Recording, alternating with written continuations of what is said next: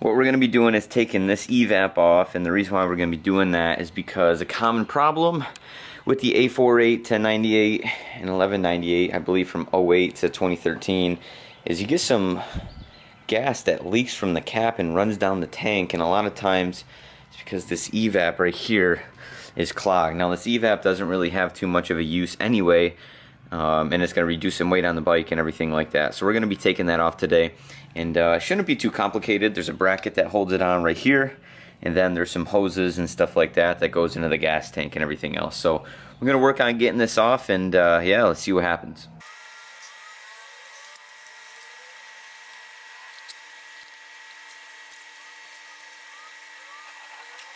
So the bracket comes off, nice and easy. Now all we got to do is worry about these three hoses. So there's one here at the bottom, there's one here, then another one on top. So there's three in total, and what we're probably going to do is plug them up with either a screw. I'm actually not too sure yet, because they also go into the throttle bodies. You just follow the cables in, figure out where they go. So let me figure out what I'm going to do here, and then I'll update you. One of these tubes here runs all the way up into the gas tank, and this is going to be the ground. Just in case any gas does come out of that, I'm going to relay it along with the rest of these to the ground. And then this other one here, this last one, goes into this spot right in here. So what I'm going to do is I'm going to take that out and then see if I can thread a bolt in there. So I know that this probably isn't the best practice here, but I just decided to cut that tube. Cut that tube. This is the one that goes up into the gas tank. Again, I'm going to relay it in with the rest of our ground cables here. Maybe I can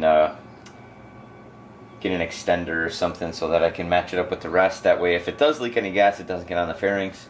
And then we're going to do the same thing with the other side. Now you can just cut them like I'm doing now.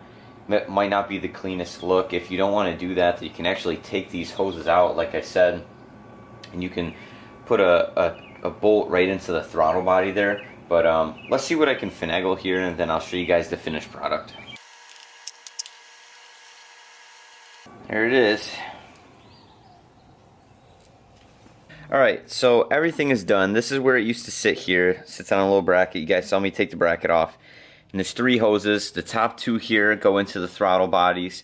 And rather than actually taking the hoses out of the throttle bodies, there's one here.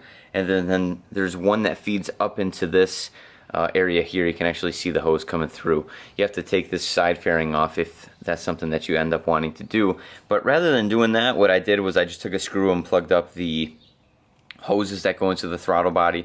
It's the same thing. You can either do that, or like I said, you can take the hoses out of the throttle body areas and actually plug it with another screw there. But if you do this, same exact thing, and it's all tucked out of the way, and you can't really see it anyway, right behind the frame here. Then the last one is this tube here, like I said, that runs all the way up into the gas tank, and this one is just the ground. It's the same thing on the actual throttle body itself. This bottom one just runs the ground. So all I did was I actually cut that, and I'm gonna feed it down with the other ground wires here, and then it should be good to go. So everything is nice and clean. Taking that off, it should solve the gas coming out of the tank there. So now that's gone. So that should solve the problem. But yeah, let me guys know if you have any questions. Comment down below. It was a very, very simple process. I already had all the fairings off because I'm doing a lot of work and maintenance on it. With the fairing already off, it took 5 minutes. If you don't have the fairings off and you got to take that stuff off, then you're probably looking at maybe a 30-minute job. So it's really quick, really easy.